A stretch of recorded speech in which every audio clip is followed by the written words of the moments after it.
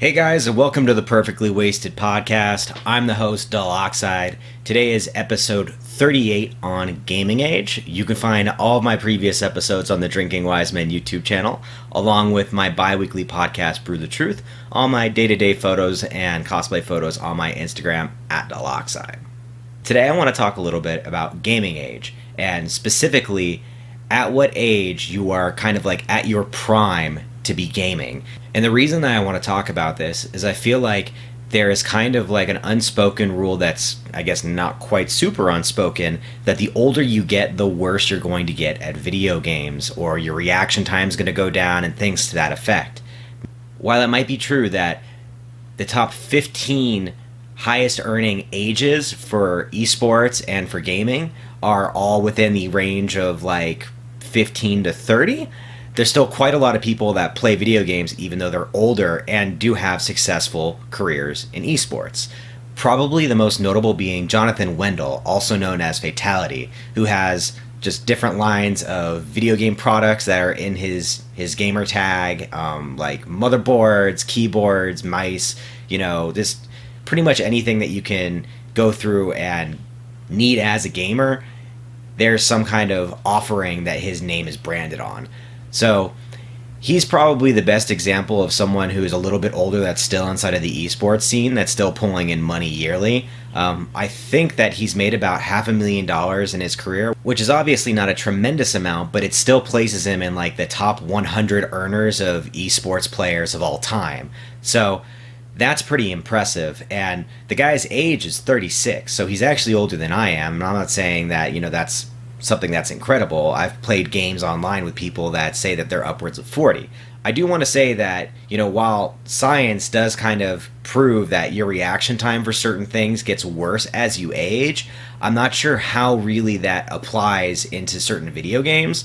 Obviously, first-person shooters and things like that, you might have a little bit more problem because your reaction time is a little bit more important. In different types of esports, like let's say any kind of game that you have to like micromanage, like a StarCraft or Dota or League of Legends, Heroes of the Storm, things like this, where you have to try and micromanage stuff. I feel like it's not quite as important if your reaction time is like doubled after you pass the age of, let's say, 24.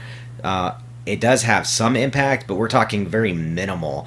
The majority of these things I feel like are going to be covered up by just the experience that you have as you get older. The more you play a game or the more you play similar games, the more experience that you're going to have at being good at those games or those types of games, and that's going to contribute much more greatly than, your reaction time going up by 100 milliseconds, which realistically, like, who's going to even notice that in most cases?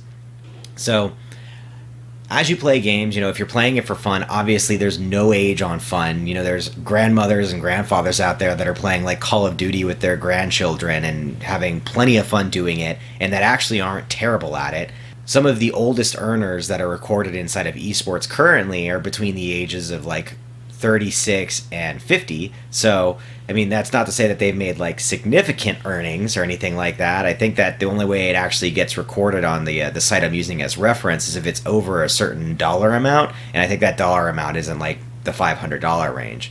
But the oldest person that they currently have recorded on this site, which is pretty much the only site that I was able to find these kind of statistics on, was that he was 50 years old and he had made $50,000 playing a specific game. So there is still range for you to continue to play after you get older in esports. I don't feel like there's actually a set retirement age. Now, as I said earlier, there is statistics that show that the top earners, the top 15 spots of earners, are below the age of 30. So it's between 15 and 30 where you're going to really like hit your prime for gaming.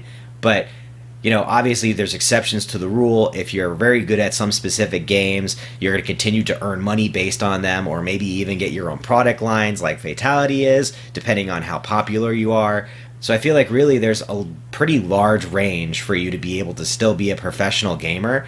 And even if you are outside of that range, just your talent and experience in the games could really be helpful to other people, which is why you get people that previously were gamers going to coaching, so that they can give you a little bit of the insight that they might have, because they might understand the mechanics of games slightly better. Basically, I just want to do an episode to say, like, you're never too old to game, and that if you are inside of that age range that just doesn't quite match like that magic range of 15 to like 30 or so, then, don't get discouraged. You could still be a pro gamer, or you could still be finding a way to make money through, just doing YouTube videos and giving tips out, basically being kind of like an online coach, if you will. I mean, fuck, if they've got online coaches for things like fitness, why can't they have online coaches for things like, esports? I feel like it's totally a reasonable thing to do. So if you've been thinking about it for a while and think maybe you are good enough to be a coach for somebody, maybe this is like the next thing, they've got these online personal trainers. Let's get some online esports trainers and start giving tips, start spectating people and giving them your tips to get into like top 500 to Overwatch, or, to try and boost their ranking inside of stuff. Worst case scenario, you get a couple of videos up on YouTube that get disliked. I mean, I'm in the dislike boat. People dislike my videos sometimes. It's whatever. I'm not super popular, so I don't really have to care about it. But I do want to say that, if you are into gaming, if you do enjoy gaming, if it's fun for you, and you have the time to game, then there's absolutely no reason that you shouldn't be gaming. If you think that you're good enough that you might be able to make a little career out of it or a side job out of it, absolutely try and do it. Why the fuck not? What could it hurt? The majority of Twitch streamers don't have like a giant investment inside of streaming. Usually they have a gaming PC, which if you're gaming, you already have a gaming PC, and they have a 1080p webcam, which, that's about $80 that you can get a decent one. You might have to do a little research on how to do OBS or any of the streaming tools to be able to get into like streaming. But again, that's all pretty easy stuff. It usually only takes a little bit of time.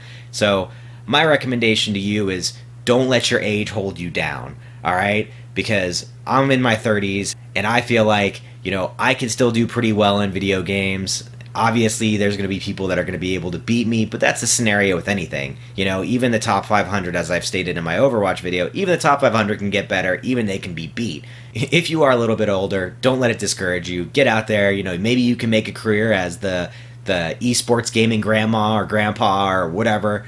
Give it a try. What's the worst that can happen is that you have a little fun, you make a couple of friends online, you spent $80 on a webcam. Totally worth it in my opinion. That's kind of one of the reasons that I started doing podcasts, is I felt like, why not? Fuck it. I understand I kind of missed the bus on it and I'm a little bit late to it, but I mean, there's no restriction on talking, basically. So, if you've got something that you really enjoy doing, that you're having a lot of fun with, I say just fuck it, go for it. Don't let age hold you back, especially if it's gaming. Because I feel like there is this kind of overall negative feeling about older gamers and how maybe their performance isn't as good as younger gamers.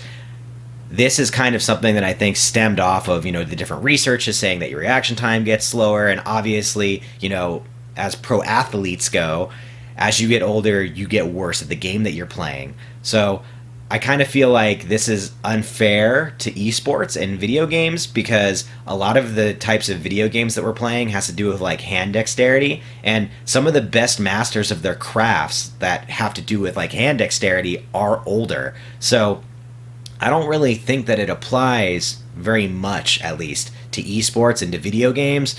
Again, I'll go ahead and inside of the description, I'll post where I'm getting the information that I've looked up on the ages of these gamers, these esport gamers, and then you can kind of like see for yourself. If you find any other location that states anything else that might have, better statistics that you want to share with me, please do. Please put it in the comments. If you feel the reverse on this, that you have to be young to be successful in esports, then by all means, let's get on Overwatch and see how you do versus me. I mean, you might be better overall, but I think it'd just be a fun challenge in the first place, and I'm always up for a fun challenge. So thanks again for watching, guys. If you don't agree with me, please let me know why. If you have any suggestions for future podcasts, please go ahead and do comment below. Please like, subscribe, and share. And thanks again for joining me. That's 10 minutes perfectly wasted.